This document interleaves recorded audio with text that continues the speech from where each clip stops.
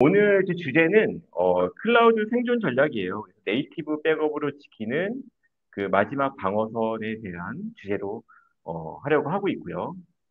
오늘 말씀드리고 싶은 거는 그동안 클라우드 백업이 얼마나 중요한지는 많은 세션에서 소개가 되어 있고 있습니다. 그런데 그동안 기존에 밟았던 그런 레거시 백업 기술과 현재 최신 트렌드로 소개되는 기술과는 이제 어떤 차이점이 좀 있는지 이런 것들을 좀 말씀드리고 싶고, 저희는 이제는 오픈파스 얼라이언스이기 때문에 현재 지금 네이티브 클라우드에 대한 기술적을 좀 중점적으로 다루고 있습니다. 이것들은 이제는 프라이빗 클라우드 기술들을 이제 쿠버네티스 기반으로 저희가 이제 트렌드를 만들어서 K-파스라는 것들을 통해서 기술을 전파해 나가고 있는 과정인데요. 여기에 있어서 클라우드 네이티브 백업이 얼마나 중요한 건지, 그리고 그 안에서 스테이트 백업이 얼마나 중요한 건지 좀 말씀드리고 싶습니다.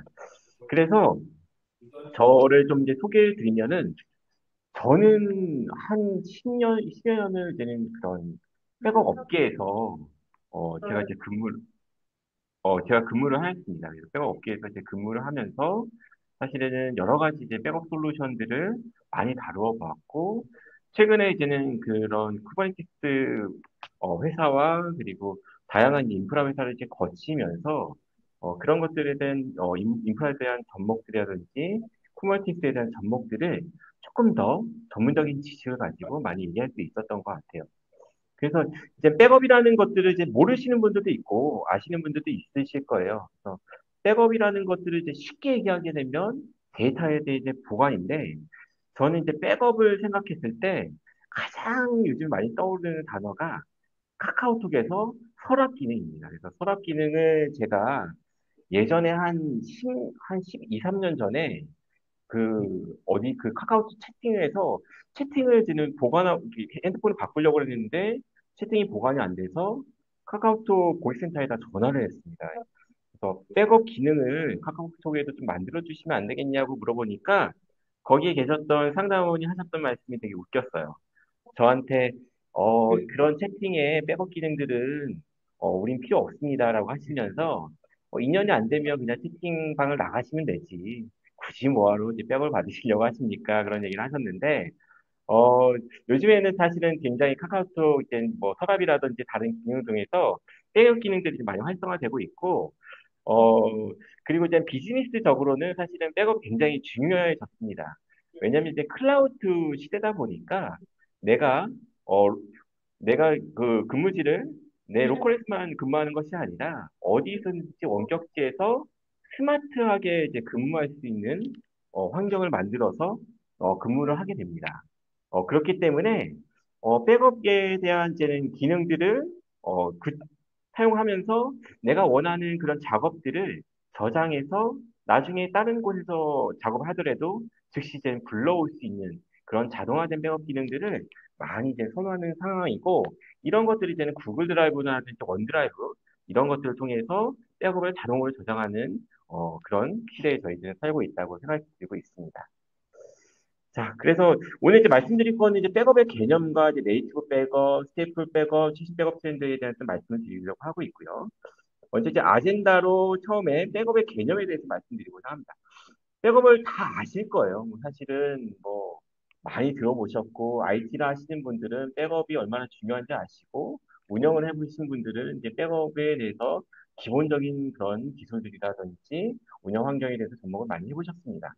하지만 이제는 찬찬히 좀 모르시는 분들을 위해서 그리고 조금 더 예전에 이제 기억을 좀 되살려 말씀드리면, 백업의 개념은 중요한 데이터들을 1차 저장 장치에서 2차 저장 장치로 옮기는 과정을 이제는 백업이라고 합니다. 그래서 이런 백업 데이터들은 원본 데이터하고는 이제는 구분되는 독립적인 데이터라고 보시면 될 거고요. 그래서 데이터 손실이 있을 때 즉시적으로 이제 복원을 하려는 목적으로 가지고 있고, 요즘에는 이제는 공공기관이나 금융기관이나 기업 비즈니스에서 이런 안정장치를 다 의무적으로 비즈니스 요구사항으로 충족하고 있기 때문에 법률상으로 이제 규제를 해서 백업을 사용하고 있습니다. 또한 백업을 좀 확장되는 개념으로 말씀드리면 데이터에 대한 롤백 기능도 제공하고 있습니다. 그래서 내가 어떤 작업을 하려고 했을 때 우리는 흔히 어떤 작업을 선행을 하게 되냐면 백업을 먼저 진행하게 됩니다. 그 이유는 내가 하는 작업이 성공할 수도 있지만 실패할 수도 있기 때문에 데이터들이 문제가 생기거나 그럴 경우에는 다시 원복을 해야 될 경우가 생깁니다. 이걸 바로 롤백이라고 하는데 이런 롤백을 하기 위해서 백업이 사용되는 경우가 있고 또한 내가 가진 데이터들을 다른 시스템으로 어, 이관을 하거나 복제를 할 때, 이러면서 이제 데이터의 구조 변경이나 재배치가 필요할 때 백업을 사용하는 개념으로도 사용하고 있습니다. 또한 쟤는 어떠한 쟤는 폴트라든지 재난이라든지 흔히 얘기해서 화재나 지진이라든지 이런 것들에 대해서 복원할 수 있는 것들 그리고 바이러스라든지 어떤 문제점에 있어서도 시스템 손상으로부터 복원할 수 있는 것들을 백업을 백업의 기능으로 또 사용하게 됩니다. 자, 우리가 백업을 이제 사용하게 되면은 어떤 분들은 이제 백업의 개념들이 이제 백업하고 이제 복사하고 헷갈리시는 분들이 있어요. 사실은 솔직히 말씀드리게 되면은 복사도 어떻게 보면은 백업의 일종이라고 보시면 될 것 같습니다. 하지만은 백업은 조금 더 큰 범위라고 좀 말씀드리고 싶습니다. 왜냐면은 일반적인 복사는 내가 원하는 데이터들을 다른 곳으로 옮길 때 어떻게 해요? 우리 노트북 사용하실 때 보시면 컨트롤 C하고 컨트롤 V를 하게 되면은 자동적으로 파일들이 복사하게 됩니다. 근데 이제 백업은 단순하게 이제 데이터만 복사하는 게 아니라 어플리케이션 그리고 데이터베이스 같은 경우도 같이 복사를 해서 시스템들을 나중에 복구했을 때 안정적으로 만들어 드리는 것들을 더 목적으로 하고 있습니다. 그렇기 때문에 백업을 조금 더 간략하게 말씀드리게 되면 데이터를 압축하고 또 그런 백업 기능들을 스케줄링해서 지속하게 데이터를 암호화해서 저장하는 데 이제 목적이 있다라고 보시면 될 것 같습니다. 그리고 내가 원하는 데이터들을 각종 다양한 장치에다가 백업을 받아놨다가 원하는 시점에 대한 데이터가 필요할 때 다양한 장치에서 꺼내는 방법들을 백업의 복구 기능으로 삼고 있습니다. 우리가 사실은 이제 백업을 많이 얘기할 때 사실 이제 백업의 필요성에 대해서 정말 많이 얘기하고 있습니다. 사실 이제 백업이 운영 조직에서도 굉장히 중요한 이유가 뭐냐면 어떠한 작업을 하거나 어떠한 시스템 운영하거나 사실은 장애가 안 일어나는 것은 사실 시스템을 운영하는 데 있어서 있을 수 없는 일입니다. 사실 장애 안 일어나는 것들을 뭐 지금 뭐 1년 뭐 1년 반 이렇게 구성해서 잘 사용하고 있는 고객들도 있지만은 대부분 장애가 어떤 형태로도 발생할 수 있기 때문에 이런 장애에 대한 안전 장치는 반드시 백업이 필요한 상황입니다. 그렇다면 이제 데이터 유실이라는 것들이 어떻게 일어나는지, 데이터 유실이라는 것들이 어떠한 이제는 시스템적인 문제가 발생하시면 인위적인 사람이 작업을 잘못했다거나 어떤 폴트적인 요건이 이제는 소스 코드가 잘못 손상이 되었거나 이런 것들을 통해서 외부적인 문제를 통해서 장애로 인한 데이터 유실이 우리가 장애가 일어나는 상황을 보게 되면은 35% 정도 차이가 난다고 합니다. 그렇게 많은 퍼센트가 나는 이유가 사실은 어떤 작업을 할 때 백업을 하는 경우, 백을 하면서 시작을 하겠지만은 그런 작업들이 완벽하게 사실 검증된 작업이면 상관없겠지만 여러 가지 작업들은 다 리스크가 있기 때문에 그런 것에 의해서 장애가 일어날 수도 있고요. 또한 데이터들을 장기적으로 백업을 받아놨을 때 한 3년 전, 4년 전 데이터가 갑자기 필요할 경우가 있습니다. 어떤 컴플라이언스 요건에 의해서 그 데이터를 찾을 수도 있고요.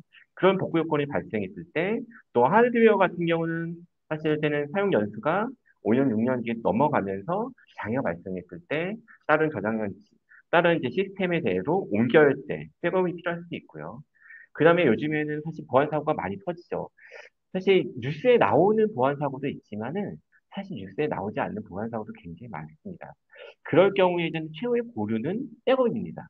왜냐면 해커들은 돈을 요구하기 때문에 사실은 돈으로 뭐 해결할 수 있는 사례도 있지만은 데이터들에 대한 안정성을 완벽한 이제 백업을 갖고 있다고 하면 거기에 대한 안전장치를 마련할 수가 있고요. 그리고 좀 오래된 얘기긴 한데 사실은 백업이 굉장히 부각된 상황이 있었습니다. 2013년에 그 과천에 있는 삼성 SDSN 데이터 센터가 화재가 많이 일어났습니다. 사실 데이터 센터에서 화재가 일어나는 것은 흔하지 않지만 그때 이제는 화재가 일어나서 한층 완전 전수가 되면서 이 데이터 센터에는 아쉽게도 이제 삼성카드에 대한 모든 업무 서비스들이 돌아가고 있기 때문에 이 카드 서비스 얼마나 중요해요. 내가 밖에서 물건을 사고 아니면 물건을 결제할 때 갑자기 카드가 먹통이 된다고 하면 문제가 되겠죠. 근데 이런 금융 업무가 갑자기 먹통이 되었고요.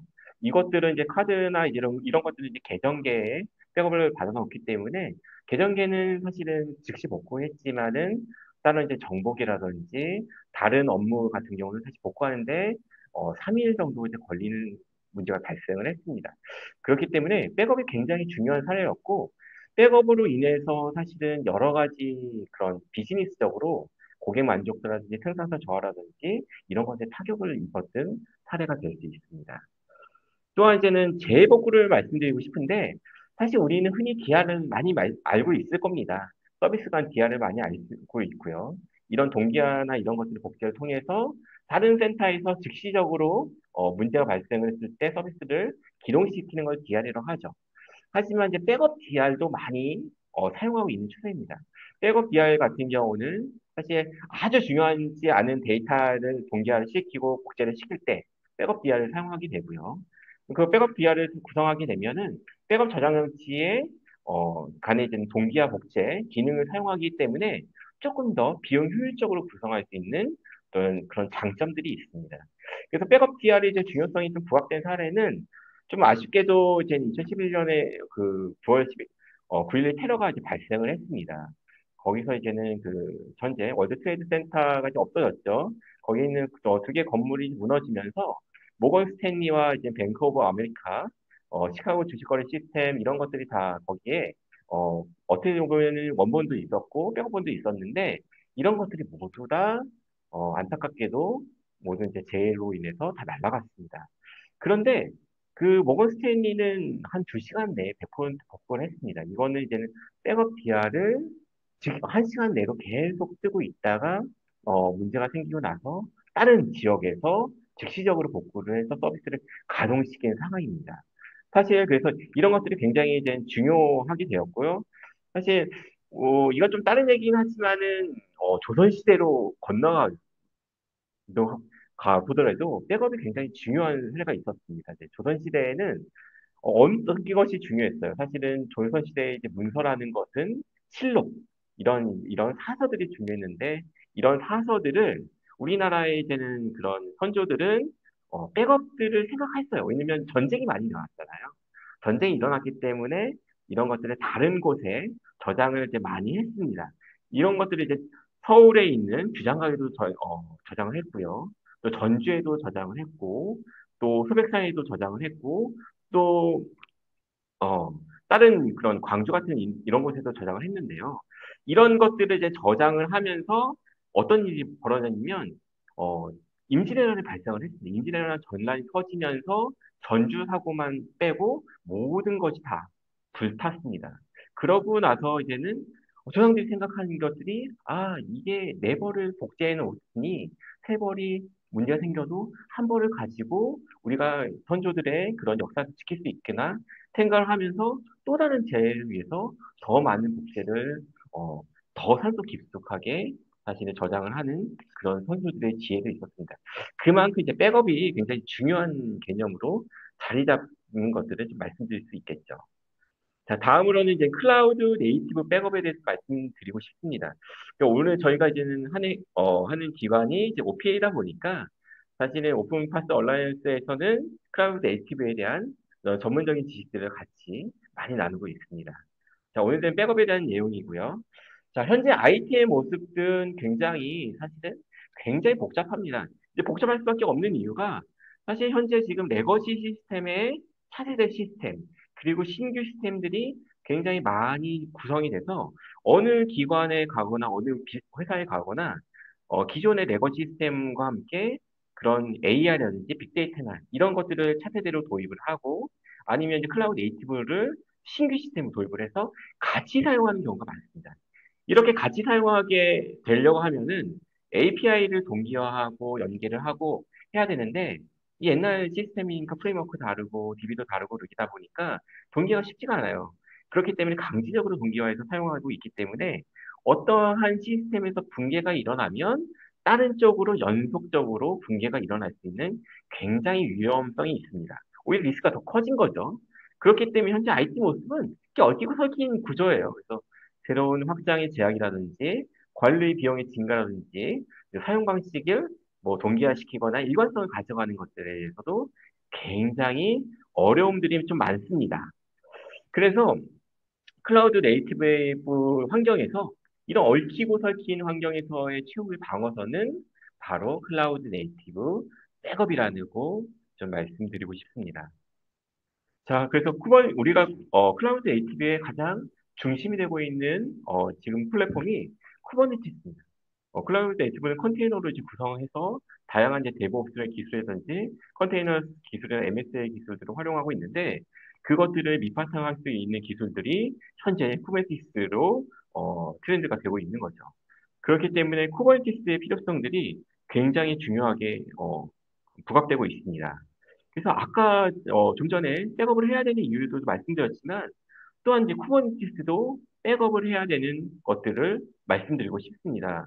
쿠버네티스 환경에 대해서는 사실은 이제 네임스페이스로 이루어지고 파드로도 이루어지기 때문에 네임스페이스를 운영자나 관리자들이 삭제하는 경우도 좀 빈번하지 않지만은 가끔 일어나고 있습니다. 그래서 그런 문제가 있을 거나 아니면 이제 쿠버네티스 API를 업그레이드할 때 실패할 경우 이런 경우도 좀 있거든요. 그래서 그럴 때 원복을 했을 경우 또한 CNI나 이런 것들을 연결되어 있던 네트워크가 다운되었을 때 어떤 문제점으로 해서 파드가 더 이상 서비스하지 못하는 경우가 있을 때 이런 쿠버네티스 백업이 또 필요한 거고요.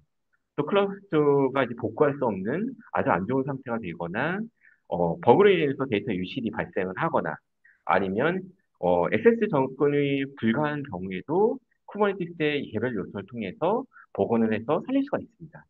그래서 쿠버네티스는 사실은 지금 굉장히 디펙트 표준화로 많이 구성되어 있는 사례고 있기 때문에 쿠버네티스는 지금 각종 운영 시스템에 많이 구성되어 있는 상황입니다. 근데 사실 쿠버네티스를 그냥 관가하고 쿠버네티스는 마스터 노드가 순종화되어 있으니까 전혀 문제가 없을 거야라고 생각할 수 있지만 이 클러스터가 내려가는 경우도 가끔 있기 때문에 쿠버네티스는 백업을 하는 것들이 굉장히 필요합니다. 그래서 우리가 이제 클라우드에서 네이티브에서 백업에서 중요한 것들을 이제 몇 가지 좀 살펴보고자 합니다. 그래서 애플리케이션 중심의 이제 백업을 클라우드 네이티브 같은 경우는 중심이 되는 게 컨테이너입니다. 컨테이너는 이제는 어플리케이션으로 이제 구성되어 있기 때문에 애플리케이션 중심의 백업이 필요하고 단순 이제 데이터의 복사가 아니라 애플리케이션 상태와 연동된 백업이 필요합니다. 또한 데이터뿐만 아니라 컨테이너 네트워크 이런 설정에 대한 백업들도 함께 필요한 상황이고요. 그리고 API를 활용하기 때문에 API를 통해서 이제 자동화와 확장성을 안정적으로 가져가는 것들이 굉장히 중요합니다. 또한 요즘에는 이제 멀티 클라우드, 하이브리드 클라우드 많이 사용하고 있죠. 이런 것들을 대응할 수 있게 백업을 연계해서 구성하는 것도 굉장히 중요하고요. 그 다음에 요즘에 AI 시대에서 좀 넘어가다 보니까, 이런 것들을 다 정책 기반으로 또 자동화로 클라우드 시대에서는 이제 관리하고 있습니다. 그래서 좀 AI 얘기도 좀 드리겠지만, 좀 더 안정적인 운영에 통해서 사용하고 있고, 암호화, 접근 제어, 컴플라이언스, 이런 법규 준수를 이제 만족하는 보안 기능을 필수적으로 탑재하는 백업이 중요하다고 지금 요즘 트렌드로 나와 있습니다. 그러면 쿠버네티스 플랫폼에서는 어떤 것들이 중요할까요? 먼저 이제 컨테이너의 오케스트레이션을 가지고 있는 리소스에 대한 백업이 필요합니다. 그래서 쿠버네티스 환경에서는 단순히 데이터만 이제 백업하는 것만으로는 부족합니다. 쿠버네티스를 구성하고 있는 디플로이먼트, 스테프셋, 서비스, 컨피그맵, 시크릿 이런 리소스에 대한 워크로드를 실행하는 것들에 대한 백업도 필요하고요. 또한 그런 데이터들에 대한 PVC나 PV 이런 리소스를 일관성 있게 유지할 수 있는 백업들도 함께 제공이 되어야 됩니다. 그래서 쿠버네티스 백업의 가장 중요한 것들은 항상 일관된 시점의 백업이 핵심입니다. 왜냐면 쿠버네티스는 완벽하게 복구하지 않으면 사실은 어떤 리소스적인 문제 때문에 클러스터가 제대로 기동하지 않을 수가 있습니다. 그렇기 때문에 이 식성을 보장하기 위해서는 클라우드를 이루고 있는 리소스 간의 의존성도 일관성 있게 유지해서 백업을 받아야 합니다. 자, 예전에는 이제 OS에 대한 백업 방법은 스냅샷이 많이 고려되었습니다. 예. 지금도 사실은, VM이나 이런 것들을 사용할 때 스냅샷 백업을 많이 하고 있죠. 쿠버네티스 환경에서는 스냅샷만 가지고는 사실은 충분하지 않습니다. 왜냐면 데이터 변경이나 이제 비밀번호 변경이나 그냥 구성 요소 이런 수정이 발생할 때 백업이 필요하거든요. 그래서 PVC, 그다음에 콘피그의 시크릿, 서비스 이런 것들이 리소스들이 유기적으로 연결되어 있기 때문에 이 중에 하나라도 바뀌게 되게 되면 서비스에 영향을 좀 줄 수가 있습니다. 따라서 이제 변화가 감지될 때마다 자동으로 이제 백업을 하고 최신 상태로 계속적으로 유지하고 보호하는 것들이 필요합니다. 그래서 아까 말씀드렸듯이 쿠버네티스 애플리케이션은 단순히 이제는 파드나 PVC로만 이루어진 것이 아니라 리소스, 디플로이먼트 서비스 컨피그의 시크릿 같은 이런 다양한 구성 요소로 사용하게 됩니다. 그래서 쿠버네티스를 안정적으로 운영하기 위해서, 선행적으로 운영하기 위해서 디플로이먼트가 필요하고요. 또한 이중화나 삼중화를 위해서는 레플리카 셋이 필요하고 네트워크라든지 어떠한 암호화 기능이라든지 독립적인 기능을 통해서 시크릿이라는 것들이 필요하고 이런 다양한 구성들이 유기적으로 결합되고 있습니다. 그래서 이런 부분이 전체적으로 복구되지 않으면은 사실은 불안정한 클러스터 운영 상태가 될 수 있기 때문에 이런 것들을 좀 더 안정적으로 보호하기 위해서는 전체를 백업을 받고 전체를 복구하는 것들이 필요합니다. 물론 이제 복구를 할 때는 부분적으로 복구를 할 수 있지만은 안정적으로 최신 시점은 맞춰서 백업을 받아 놓는 것들이 필요합니다. 자, 그 쿠버네티스 같은 경우는 스토리지를 사용하게 되면서 컨테이너 스토리지 인터페이스 CSI 프레임워크를 사용하게 됩니다. 쿠버네티스에서 이제는 스토리지 단을 사용할 수 있는 것들이 스토리지 인터페이스 이제 CSI라고 보시면 되고 있는데 그런 다양한 CSI 프레임워크들은 사실 벤더에서 제공하고 있습니다. 쿠버네티스를 제공하고 있는 벤더에서 제공을 하고 있고요. 그래서 이 CSI를 통해서 스토리지에다가 클라우드 벤더에서 서로 간에 유기적으로 API에서 확장하고 보완해서 관리할 수 있는 것들을 마련하는 것입니다. 그래서 여러 클라우드에서 플랫폼에서 이 CSI를 일관된 방식으로 접근해서 사용할 수가 있고요. 우리는 이제는 PVC를 통해서 쿠버네티스 파드에서 편하게 스토리지를 활용할 수 있는 방법을 좀 가지고 있는데 요 개념에 대해서는 뒤에서 좀 말씀드리도록 하겠습니다. 자, 자 여기 보시면은 이제 퍼시스트 볼륨이라는 것들이 있습니다. 이제 쿠버네티스는 이제 퍼시스트 볼륨이라는 개념을 사용하게 되는데 쿠버네티스 볼륨을 생성하게 되면은 기존에 사용했던 게 로지컬 볼륨이 아니라 쿠버네티스만 사용할 수 있는 퍼시스트 볼륨을 만들게 됩니다. 그리고 쿠버네티스들 같은 경우는 그런 리소스가 다 스테플 리스로 이제 구현되어 있기 때문에 어떤 볼륨들을 딱 내가 어떤 앱에서 어떤 볼륨을 딱 사용한다고 매핑만 시켜놨지 그것들을 딱 결합시켜서 같이 그런 앱들이 같이 그 데이터들을 독립적으로 사용하는 것들이 아닙니다. 그렇기 때문에 사실은 퍼시스트 볼륨이라는 개념이 발생을 했고요. 포스트 볼륨이라는 것들은 그래서 PV라는 것을 생성해서 이제 PVC라는 것들이 사용자 애플리케이션 저장소를 요청하게 되면 그런 앱들이 PVC가 PV를 연결해줘서 데이터들을 인식을 해서 사용해 주는 것들을 쿠버네티스에서 PV 개념이라고 봐주시면 될 것 같습니다.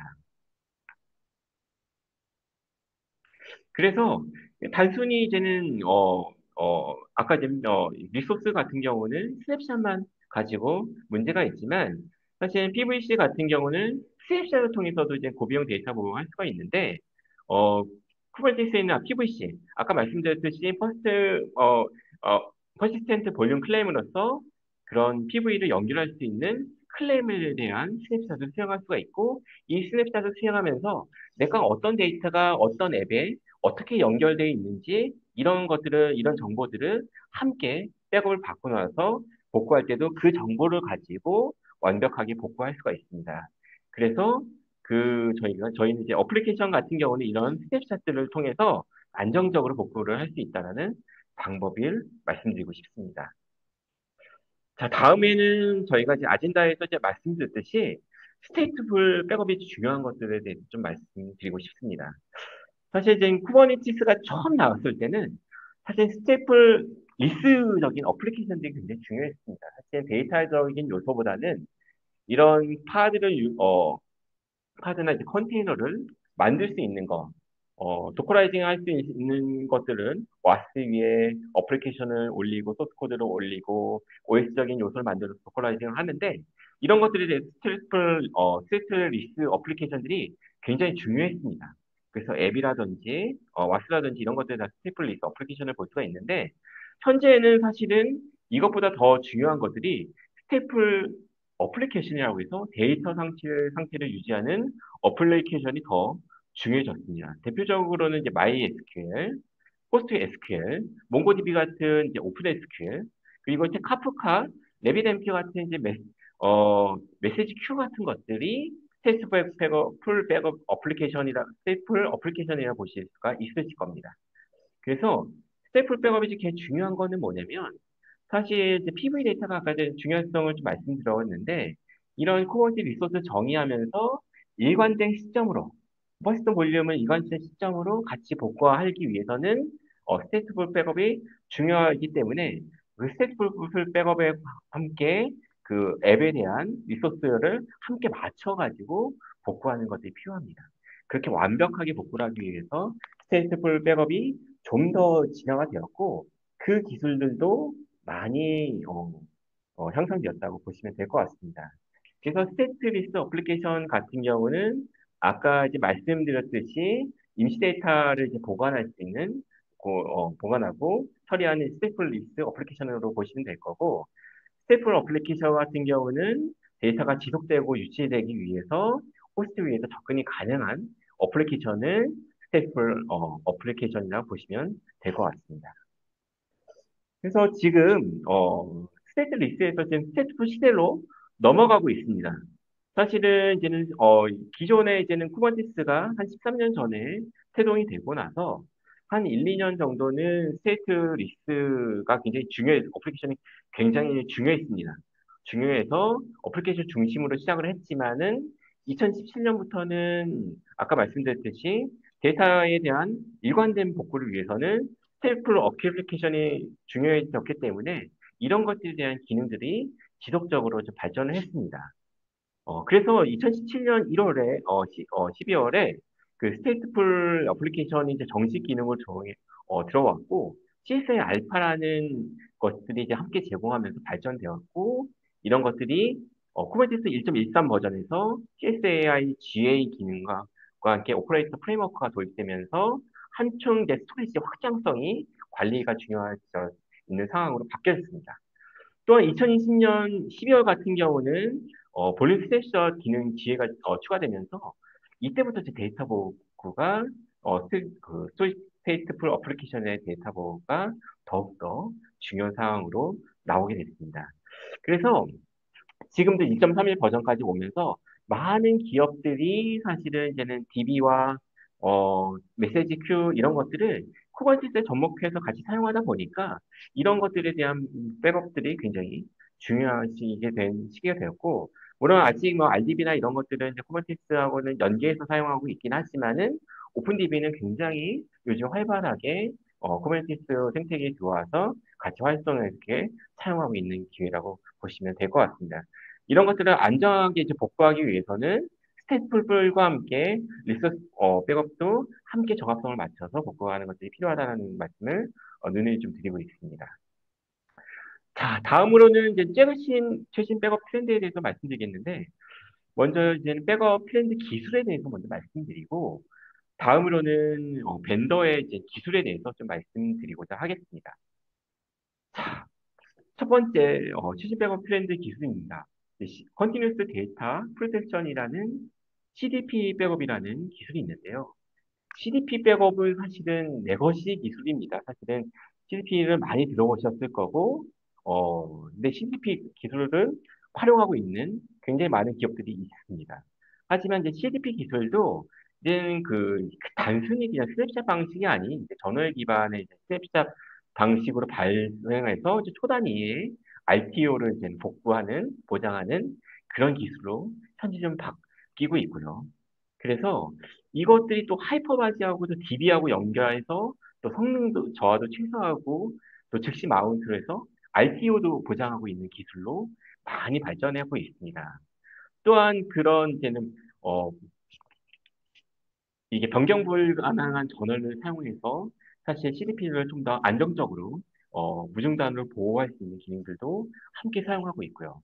그래서 CDP 기술 같은 경우는 조금 더 빠른 복제, 좀 더 빠른 백업에 대해서 복제를 가져갈 수 있게 위해서 CDP 기능도 사용할 수 있고, 이런 기능들을 통해서 RPO를 최소화시키고, 또한 더 나아가서는 또 RPO도 최소화시킬 수 있는 이런 중복 제거 기술과 함께 같이 이제는 트래킹되면서 함께 사용하면서 CDP 기술이 조금 더 발전되어 있다고 보시면 될 것 같습니다. 다음으로는 이제 AI 백업입니다. 사실 AI 시대에 요즘 살고 있기 때문에 모든 기업들은 요즘에 이제 모토가 이제 클라우드도 좀 넘어서서 AI에 대한 기술성을 좀 그런 것들을 제시하고 어, 그런 요즘 클라우드 업체들도 AI 기술을 통해서 클라우드를 좀 발전시키는 것들을 많이 하고 있습니다. 그동안 사실은 백업 업계에서는 AI 기술들이 그렇게 빨리 나오지 않고 있습니다. 하지만 지금은 사실은 이제는 모든 유수의 이제 백업 벤더들 같은 경우도 AI 기술들을 많이 테스트베드에 올려서 활용하고 있고요. 점점 거기에 대한 이제 솔루션들도 계속적으로 나오고 있고 그런 솔루션들 나올 때마다 지속적으로 벤더에서 홍보하고 있습니다.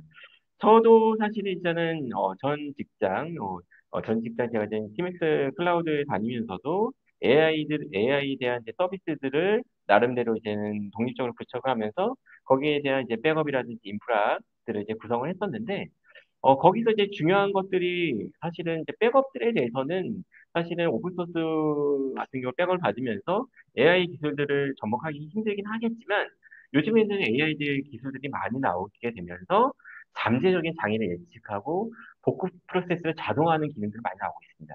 이런 것들은 사실은 어떤 장애 예방에 대한 기술에 대해서도 연관되어 있고 이런 것들을 통해서 잠재적인 장애가 있을 경우에는 백업을 유동적으로 받고 다이나믹하게 받고 복구 프로세스를 좀 더 자동화해서 가져갈 수 있다라는 것들을 AI가 선택적으로 선택을 해서 백업을 자동화시킬 수 있는 것들을 가져가고 있고요. 제가 한 13년 전에 세미나를 했을 때 제가 어디서 이런 말씀을 드렸습니다. 그때 베리타스를 한창 하고 있을 때 어떤 말씀을 드리냐면, 나는 그런 백업 운영자로서 사실 내가 머릿속에 생각하는 것들이 백업 정책이 되고 백업 스케줄이었으면 되게 좋겠습니다라는 말씀을 드렸습니다. 그때만 해도 사실은 내가 말하는 대로 백업 정책이 이루어지면 좋겠다는 생각이 있었는데, 어디서나 그런 백업 솔루션들은 즉시 개발이, 그때는 AI가 사실은 성숙도가 그렇게 많이 올라가진 않았던 상황이었기 때문에, 그랬습니다. 하지만은, 이제는 이제 관리자가 직접 개입하는 빈도를 줄이는, 자동화된 백업들을 많이 구성하고 있습니다. 그래서 AI 플랫폼을 보게 되면은, 뭐 학습도 시키고, 모델링도 시키고, 이런 서비스들이 위에 올라가면서 이런 LLM 서비스들을 많이 구성해서 사용하게 됩니다. 그 밑에는 인프라는 GPU나 NPU를 사용해서 구성하고 쿠버네티스 네이티브도 구성해서 사용하게 되고요. 이런 관리들을 할 수 있는 것들은 백업적으로 관리할 수 있는 것들은 로그나 이제 매트릭을 어, 이런 것을 수집해서 A가 잠재적인 문제가 발생을 했을 때는 이런 것들을 조금 다이나믹하게 백업을 더 가져갈 수 있는 것들을 자동으로 구성할 수 있는 방법이 있고요. 또 백업 레이어에서도 사실은 이제 웜 스토리라든지 그런 보안 스토리지, 멀티 클라우드진 DR이라든지 이런 것들을 고객이 원하는 선언을 가지고 있으면 그런 것들을 통해서 백업을 자동화된 구성으로 할 수 있는 것들을 많이 구성하고 있는 사례가 있습니다. 예. 다음으로는 이제 변경 불가 백업을 좀 말씀드리고 싶습니다. 사실 이메테이블 백업이라는 것은 요즘에 이제 보안이 굉장히 중요시 되다 보니까 변경 불가 백업이 많이 나오게 되고 있습니다. 그래서 삭제나 수정, 덮어쓰기가 아주 불가능한 백업 저장 장치를 만들하거나 백업 방식을 사용해서 어떠한 문제가 있었을 경우에서도 안전하게 보관하는 것들을 요즘에는 백업에 대한 트렌드로 가지고 있습니다. 그럴 수밖에 없는 이유가 사실 백업 본도 랜섬웨어에 걸릴 수가 있습니다. 그래서 사실 옛날에는 랜섬웨어에 공격이 당하게 되면 운영자들은 쭉 불러서 백업 담당자한테 지금 백업본에 대한 랜섬웨어 공격이 있었는지 없었는지 확인해봐. 오늘 백업을 복구를 해야 되는데 백업본에 대한 문제가 있으면 복구가 무용지물이 되기 때문에 그렇기 때문에 그런 것들에 대한 점검도 같이 진행했습니다. 하지만 이제 이물테이블 백업을 사용하게 되면은 한 번 이제 백업을 받게 되면은 어떠한 이제 암호화나 이런 것들 수정 작업을 어떠한 이제 운영자 어드미니스트레이터단에서 그런 작업을 하더라도 완벽하게 보호가 가능합니다. 그래서 모든 API가 차단되고 완벽한 변경 불가 백업이 되기 때문에 안정적으로 보관하기 위해서는 이뮤테이블 백업을 가져가는 사례가 좀 많아졌습니다. 그리고 요즘엔 이제 규제 중심의 데이터 문화가 좀 많아졌죠, 사실은. 그래서 규제 중심의 이제 데이터 관리는 데이터 보관, 이제 처리, 전송, 삭제, 라이프 사이클에서 전반적인 요구사항을 이제 준수하는 규제 요구사항을 준수하는 것으로 봐주시면 될 거고 이런 것들을 이제 데이터 보호 규제, GDPR, CCPA 이런 기관과 이제 개인 정보보호법 같은 이런 글로벌 국내 데이터 보호 규제에 대해서 대응할 수 있는 것들을 준수하는 것들을 마련하고 있습니다. 그래서 이런 관리 과정에서 이제 법적 리스크를 최소화하고 데이터에 대한 신뢰성을 확보할 수 있는 것들이 굉장히 중요하고 이런 것들을 요즘에 이제 금융기관들은 모두 다 이제 그런 것들을 컴플라이언스 점검 및 보고 기능을 의무적으로 제공하는 것들을 그런 것들을 컴플라이언스 법률적으로 리걸적으로 이제 마련해 놓고 있는 상황입니다. 그래서 규제 준수를 자동으로 점검해서 리포트를 자동으로 생성해 주는 것들도 그 백업의 어떤 태스크 중에 하나로 나오고 있습니다. 이런 것들을 할 수 있는 것들은 사실은 이제 사이버 보안 위협에 조금 더 안정적으로 대응해서 실시간으로 데이터 보호를 하는 것들에 대해서 목표를 가지고 있습니다. 다음으로는 이제 벨렐로 오픈소스 백업을 좀 말씀드리고 싶습니다. 사실 저도 이제는 한 몇 년 전에 이제는 그 쿠버네티스 백업을 여러 가지로 이제는 연구하면서 저도 이제는 그런 것들을 시험해 봤을 때 가장 많이 사용하는 오픈 소스는 역시나 이제 벨렐로였습니다. 벨렐로 백업이 사실은 벨렐로라는 것들이 쿠버네티스 환경에서 데이터 보호를 가장 안정적으로 보호할 수 있는 사실 오픈 소스로 지금 많이 사용하고 있고요. 그래서 그런 아키텍처를 보면은 어플리케이션이 이제 생성된 데이터가 PV와 이제 PVC를 통제해서 저장되고 데이터 무브가 이제 백업 데이터 스토리지로 이제 이동시키는 역할까지 가진 가장 이제 자동화 시켜줄 수 있는 백업을 이제 벨렐로라고 보시면 될 것 같은데 벨렐로는 역시나 지금도 좀 많이 사용할 수 있고 그 쿠버네티스 백업에 있어서도 장애에 대한 최대 복구도 지원하고 있고 큐버네티스 리소스도 쉽게 마이그레이션 할 수 있고 또 스케줄이나 백업 옵션들에 대한 다양한 기능들이나 클라우드 네이티브 환경 범용적으로 사용할 수 있다는 장점들이 있습니다. 그래서 벨렐로는 이제 예전에는 사실은 CLI 방식으로 사용했기 때문에 굉장히 불편했어요, 솔직히. 예. 사실 이제는 우리가 리눅스나 이런 사실 CLI에 대한 스크립트나 이런 것들을 잘 다루시는 분들은 상관이 없지만 야물이나 이런 것들에 대한 규칙을 잘 아시는 분들은 상관없겠지만 사실 잘 모르시는 분들은 좀 어려움들이 좀 많거든요. 사실 이제 벨레로가 이제는 지금은 좀 이제 자동화로 이제 많이 좀 이제 편의적으로 발전하고 있지만 사실 벨렐로는 이제 오픈 소스에다 보니까 사실 어떤 상용적인 측면보다는 이런 쿠버네티스에 대한 안정적인 백업과 편리한 백업에 대해서 장점들을 많이 제공하고 왔습니다.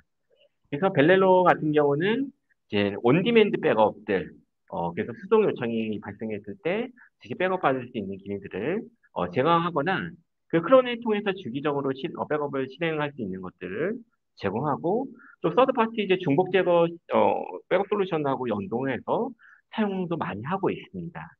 또한 이제 복구 기능을 통해서 개체 복구라든지 연구 볼륨을 안정적으로 복구할 수가 있고 또 네임스페이스 단에서도 네임스페이스 단뿐만 아니라 밑에 라벨까지 백업 복구할 수 있다는 장점들을 가지고 있습니다. 이제 이미지 백업이라든지 뭐 엣지드 DB 백업도 함께 수행하고 있습니다.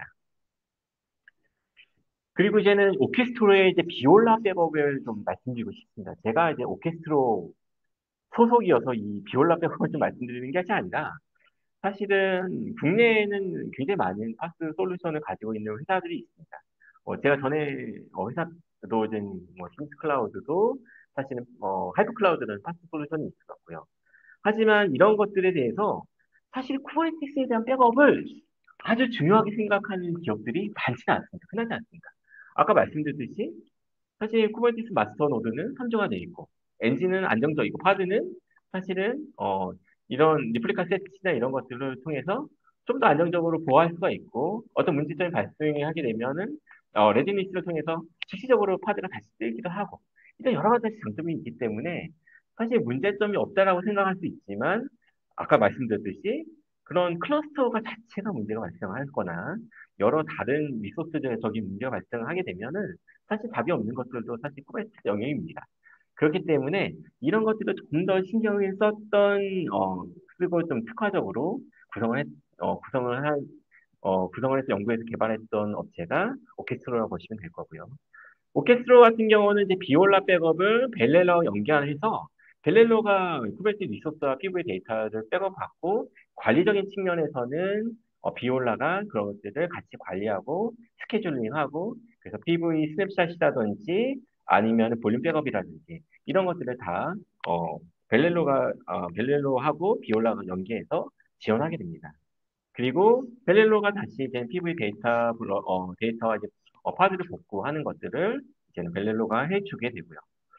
물론 이제 비올라는 백업 솔루션이 아니라 플랫폼이다 보니까 사실 백업에 대한 좀 제한적인 기능들이 있는데 앞으로 이제 계속적으로 발전시키려고 하는 것들은 이제 CSI 스냅샷 기능이라든지 아니면 이제 CBT 기능들이 이제는 많은 사실 백업 밴드에서도 못하고 있는 기업들이 있는데 이런 CBT 기능들 그리고 백업 트래픽이 통과하는 노드에 대해서 선택을 통해서 네트워크에 대한 부하를 관리한다거나 복수 관련에 대한 병렬 처리라든지 이런 것들을 사실은 비올라에 대한 마치 로드맵으로 지금 잡고 지속적으로 변경되어 가고 있습니다.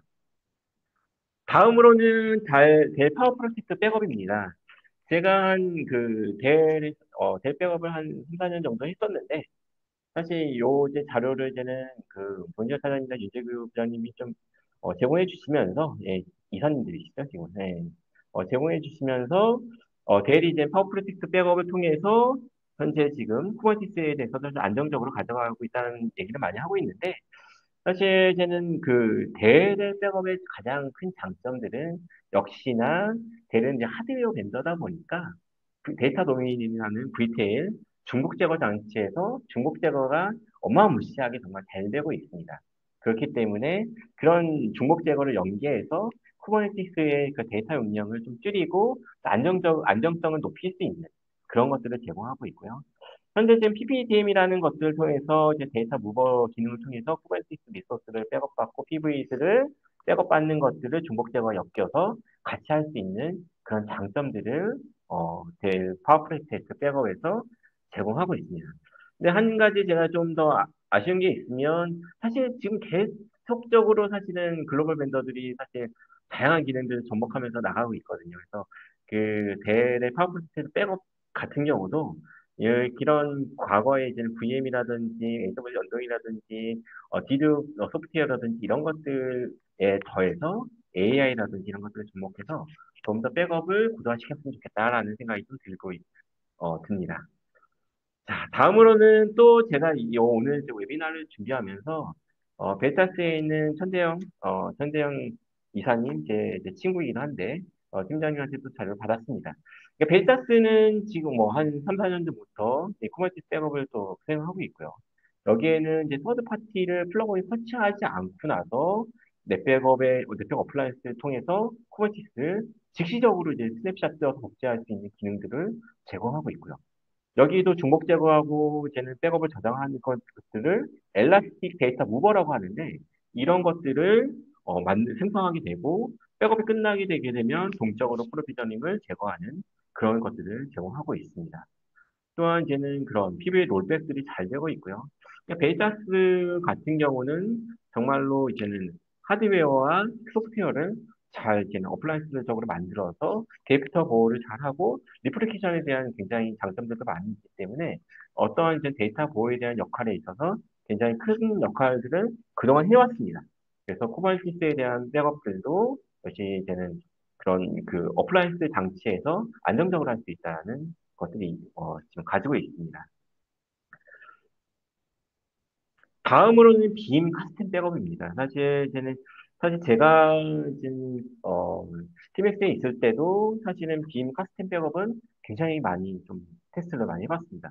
그럴 수밖에 없는 것들이 사실 기존에 있는 백업 솔루션 벤더들은 이제 쿠버네티스보다는 레가시나 이제 VM 백업에 굉장히 초점이 맞춰져 있습니다. 사실 지금도 쿠버네티스에 대한 초점을 많이 갖춰져 있는 기업들은 그렇게 제가 보기에는 많지는 않다고 생각합니다. 현재도 이제 VM을 많이 사용하고 있기 때문에 VM이 초점을 많이 가지고 있고요. 하지만 이제 빔은 이제 카스텐이라는 백업 솔루션을 별도로 만들어서 사실 쿠버네티스에서 완벽한 이제 보호를 가지고 있었는데요. 빔은 굉장히 그동안 이제 쿠버네티스에 대한 연구를 많이 해서 네임스페이스 클라우드 네이티브가 파드 형태로 백업 서버가 이제 작동하는 것부터 발전시켜서 연동을 하는 경우를 가지고 있습니다. 그래서 별도의 백업 서버가 없이 파드 안에서 백업 서버가 뜬다는 장점이 있고요. 뭐 NFS 그다음에 오브젝트 스토리지까지 모두 지원된다는 그런 장점이 있고 그리고 왼쪽에 있는 그런 카스텐에 대한 GI도 보여주고 있지만 좀 더 직관적으로 사용적으로 친화적으로 만들고 있는 그 벤더는 그 쿠버네티스에 대한 리소스를 보호할 수 있는 것들에 대한 그런 다양한 기능들을 제공할 수 있는 것들은 카스텐이 유일하게 이렇게 제공하고 있습니다. 그렇기 때문에 편리하게 이제 GUI 콘솔을 통해서 자동 스케일링이나 정치 알람 기능들을 제공하고 있고 또한 변경 불가 백업은 아까 전에 설명드렸지만 이런 것들을 사실은 카스텐도 루브릭이라는 이제 벤더와 함께 아주 성구적으로 이제 앞장서 가고 있는 벤더라고 보시면 될 것 같습니다. 그래서 사실 이제 빔이 요즘에 굉장히 많이 쿠버네티스 백업에 대해서 웨비나를 하시는 것들을 많이 보셨을 겁니다. 그만큼 사실은 쿠버네티스에 대한 이해도가 굉장히 높고 많은 또 기술적인 요소들을 제공해주고 있기 때문에 사실 카스텐 같은 경우는 한번 설치해 보셔서 이렇게 테스트를 해보시는 것들을 좀 추천해 드리고 싶습니다. 다음으로는 이제 AWS 이제 다이렉트 커넥트 백업인데요. 사실 요즘에는 예전에 이제 퍼블릭 클라우드를 한창 많이 구성해서 이제 고객들이 사용하고 있다가 요즘에는 이제 퍼블릭적인 보안적인 요소들도 프라이빗적인 보안적인 요소들도 많이 사용하기 때문에 하이브리드로 구성하는 사례들이 많습니다. 저도 한 2, 3년 전에 이제는 프로젝트를 구성하게 되 보면은 퍼블릭에 사실은 뭐 웹서버라든지 어플리케이션 서비스라든지 이런 것들은 다 거기다 올리고 사실 데이터라든지 이제 RDB라든지 이런 것들은 프라이빗을 구성을 하거나 또한 기능 테스트나 이런 CI/CD는 다 프라이빗을 구성해서 사용하는 것들을 많이 사용하고 있습니다. 그렇기 때문에 AWS는 이제 다이렉트 이제 커넥트 백업을 통해서 AWS 안에서 스냅샷 기반으로 백업을 하는 것들을 지원하고 있고 이런 것들을 지금 프라이빗 클라우드 시스템하고 호환성 있게 제공을 해서 광범위하게 백업하는 것들을 함께 제공하고 있습니다. 그래서 AWS를 사용하게 되게 되면 아마존 S3에 저장이 가능하고 장기 보관 그래시아를 활용할 수 있다는 좀 장점이 있고 다이렉트 커넥트를 이용하게 되면 인터넷 VPN 대신 그냥 안정적인 빠른 전송이 가능한 장점들이 있습니다. 그래서 레이턴시 지연 시간이 거의 없이 안정적인 성능을 좀 보장하고 있고요. 또한 모니터링 기능들도 아마존 클라우드 와치가 워낙 잘 되어 있기 때문에 백업 작업 상태나 이제 스토리지 사용량, 오류들을 포괄적으로 모니터링할 수 있다는 장점들이 있습니다. 하지만 제가 이제 말씀드리고 싶은 거는 지금 이제 백업 벤더에서 볼 때 사실은 몇 년 동안 사실은 백업 기술의 트렌드의 가장 중심적인 화두는 중복 제어입니다. 예, 디두플리케이션이 굉장히 중요한 화두였고요. 사실 지금도 사실은 스토리지에서도 여러 가지 기술적인 제약 때문에 디스플리케이션을 더 많이 구성하지 못하는 사례들이 많습니다. 이 디스플리케이션을 구성하게 되면은 내가 지금 제가 지금 PC, 제 노트북이 가지고 있는 것들을 10분의 1로, 10분의 1, 뭐 10분의 1, 뭐 20분의 1로 줄일 수가 있어요. 그만큼 많이 이제 중복 제거가 된다는 얘기죠. 그래서 이런 것들을 이제는 V사, 예, 아까 말씀드렸던 이제 V사 같은 경우는 블록 단위 중복 제거를 제공하고 있고, 퍼블릭 클라우드는 그런 것들에 대해서는 중복 제거보다는 인크레멘탈에 대한 스냅샷을 제공하는 것들로 많이 하고 있습니다. 그리고 이제 소산 기능에서 중복 제거를 같이 하고 있고, 그 다음에 그런 DB에 대한 보관이라든지 이런 것들도 RDB에 대한 그런, 데이터 보호는 아직도 이제는 상용, 백업 솔루션 벤더들이 조금 더 유기적으로 안정적으로 지원하는 것들이 많이 있습니다. 물론 이제 AWS나 애저나 이런 것들에 대해서도 사실 지금, 클라우드 환경에서 사실 백업 솔루션들이 다 같이 서드파티로 올라와서, 어, 외부에 있는 DB나 이런 것들, 어플리케이션을 다 백업 받는 것들을 지원하고 있지만 자체적인 백업 서비스에서는 약간 부족한 면을 좀 말씀드리고 싶습니다. 그래서 이 제가 말씀드리고 싶은 거는 이제 최신 백업 트렌드에 있어서 중요한 것들은 오픈소스 벨렐루를 활용하거나 아니면은 백업 솔루션을 활용해서 그 주목 제어 백업을 통해서 좀 더 안정적인 백업을 구성하는 것들을 좀 말씀드리고 싶고요. 마지막으로 이제 구축 사례를 좀 말씀드리면서 하겠습니다. 사실 쿠버네티스 백업을 구성한 사례들이 많지가 않아서 제가 사실은 좀 많은 사례들을 말씀드리고 싶은데 많은 사례들을 못 말씀드려서 좀 죄송하게 생각합니다. 하지만 이제 구성한 사례들을 좀 말씀드리면 먼저 이제 시종교 재단 제가 예전에 이제는 작년에 이제는 OPA 행사 때 이제 클라우드 컵 세미나 때도 천주교 사례를 좀 말씀드렸는데 천주교에서는 사실 VXLAN이라는 HCI를 구성을 하고 그 위에 본당 작업 시스템이라고 하는 가장 중요한 교구 관리 시스템들을 사실은 교구나 이제 본당 관리 시스템들을 이런 것들을 쿠버네티스 구성했습니다. 그래서 중요한 것들은 서비스들은 모두 다 쿠버네티스 안에서 구성하기 때문에 쿠버네티스에 대한 백업이 굉장히 중요한 상황이었습니다. 근데 처음에는 이제 VM에 대한 백업들만 고려했습니다. 왜냐면 그런 HCI, 예, VXLAN에 대한 이중화라든지 이런 것들의 안정성들이 달려있기 때문에 VXLAN에 대한 백업들만 고려를 했지만은 점차적으로 이제는 벨렐로 기반으로 해서 쿠버네티스 환경에서도 같이 고민하고서 백업을 구성하는 것들을 하고 있고요. 물론 여기는 이제 VXLAN로 구성되어 있기 때문에 스토리지는 VXLAN을 사용하고 있지만 사실은 이제는 그런 것들에 대해서도 사실은 여러 가지 이제는 쿠버네티스에 대한 것들에 대한 데이터들을 아까 말씀드렸듯이 PV를 구성하고 PVC를 구성해서 스태플에 대한 것들도 같이 구성해서 백업을 받는 것들을 안정적으로 가져가고 있는 기업보다는 종교 전체라고 해야겠죠. 선지교라고 말씀드리면 좋을 것 같습니다. 자, 다음으로는 그 S생명에 대해서 이제는 말씀드리고 싶은데, 사실 저는 요즘 금융권들 같은 경우는 또 다른 회사들에 비해서 먼저 사실은 쿠버네티스로 많이 사실 넘어간 기업들이 굉장히 많습니다. 그래서 이제 S제는 생명 같은 경우도 쿠버네티스를 구성을 표준 플랫폼을 구성을 해서 거기에서 지금 사실은 지금 뭐 많은 서비스를 올리지는 않았지만 여러 개의 어플리케이션을 컨테이너로 구성해서 CI/CD로 해서 배포를 해서 사용할 수 있는 개념을 사용하고 있고요. 거기에 대한 백업이 구성되는 것들은 역시나 이제 벨렐로를 통해서 오픈소스 표준을 통해서 백업 및 복구 관리를 같이 하고 있고요. 벨렐로가 주기적으로 클러스터를 수집을 해서 PV 스냅샷을 생성을 해서 복구를 하는 것들을 하고 있습니다. 벨렐로가 워낙 다양한 기능들을 제공하고 있기 때문에 벨렐로만 정말 잘 활용을 해도 중복 제어 기능만 없을 뿐이지 안정적인 클러스터에 대한 백업 복구는 잘 지원하고 있고 벨렐로가 또한 DR 기능도 제공하고 있어요. 예. 다 이렇게 벨렐로 살펴보시면은 벨렐로 클러스터끼리 DR 복제도 제공하고 있습니다. 그래서 벨렐로를 활용해서 잘 구성하고 있는 사례고요. 자, 마지막입니다. 여러분들 하여튼 오늘 웨비나 들으시면서 굉장히 많은 얘기를 드려서 좀 지루하실 수도 있지만, 예, 제가 좀 더 재밌게 해드려야 되는데, 내용이 좀 많다 보니까 재밌게 못 해드려서 죄송합니다. 자, K전자 이제 쿠버네티스 백업을 좀 말씀드리고 싶습니다. 쿠버네티스 백업을 이제 구성하면서 이제 K전자 같은 경우는 사실은 이런 백업이 쿠버네티스 백업이 잘 구성되어 있어요. 벨렐로로 잘 구성하고 사용하고 있고요. 하고 있는데 여기에 이제 장점은 뭐냐면 내가 사용하고 있는 네임스페이스를 다른 클러스터에도 똑같이 만들어서 복제하는 것들을 자유자재로 사용하고 싶다라는 것들이 요구사항입니다. 그래서 이런 것들을 좀 통합적으로 관리하고 싶은 것들이 요구사항이고요.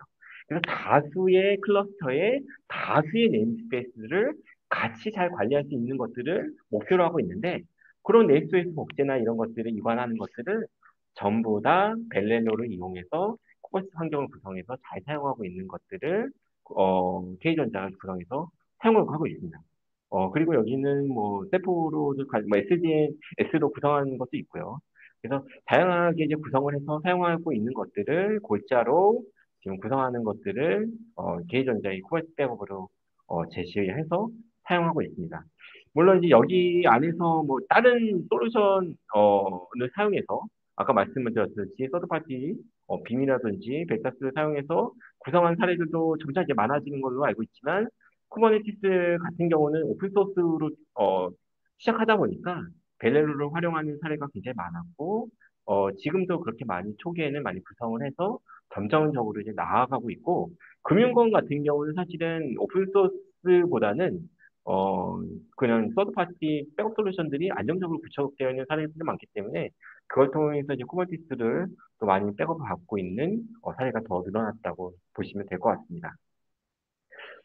예, 그래서 이제 마지막으로, 예, 마지막으로 이제 오늘 정리해드리면, 자, 백업에서 이제 클라우드 네이티브 백업에서 중요한 거는 하이브리드 환경에 대한 서비스 연속성을 가져가는 것입니다. 그래서 퍼블릭 클라우드뿐만 아니라 여러 가지 클러스터에 있어서도 안정적으로 클라우드 환경을 보존할 수 있는 것들을 중심적으로 가져가고 있고요. 그리고 네이티브 백업도 역시나 AI 백업 기반으로 분석 및 예측 기반으로 바뀌고 있고, 이런 사람의 손이 덜 탈 수 있도록 백업 자동화를 시키는 것들을 목적으로 하고 있습니다. 그리고 백업에 대해서 정말 중요한 건 뭐냐면, 최소한의 백업으로 모든 데이터를 안정적으로 복구하는 것들이 굉장히 중요합니다. 저도 백업 엔지니어를 오래 하고, 백업 프리세일즈를 오래 했지만, 정말 중요한 건 뭐냐면, 많은 백업 시간을 들이지 않고, 최소한의 시간만 가지고 있어도, 복구를 할 수 있는 풀복본을 즉시 만들어서 고객이 어떤 문제가 생겼을 때 바로 복구를 시켜드리는 것들을 제공했습니다. 이런 것들을 할 수 있는 것들을 계속 지속적인 백업 기술로 지금 나아가고 있고, 아까 CDP 백업이라든지 여러 가지 백업으로 제공할 수 있다는 장점들이 있죠. 또한 이제는 어떤 기업이라도 제조, 통신하는 이런 기업들도 오히려 이제 규정 준수가 굉장히 중요하게 되었습니다. 그래서 보안이라든지 그런 어떤 컴플라이언스에 대한 이제 규정 준수에 대한 것들을 굉장히 중요시하게 생각하고 있고요. 그래서 지금도 사실은 굉장히 그런 여러 가지 이제 바이러스라든지 해커의 침입이 지금도 굉장히 많이 어떤 중요한 시스템을 운영하시는 고객들한테 많이 침입하고 있을 텐데 요즘으로 좋아져서 AI가 그런 것들을 프로젝트하고 있는 앱들도 굉장히 많이 나왔고요.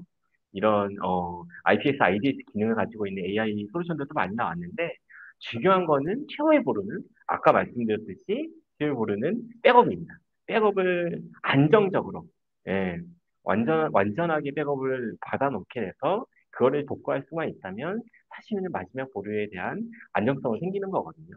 그래서 여기에 대해서 안정성을 꼭 가져가셨으면 좋겠고 언제든지 이제 궁금하신 사항이 있으시면은 저한테 질의 주시면은 제가 성심껏 답변 드리도록 하겠습니다. 오늘 제가 이제는 준비한 웨비나는 여기까지고요.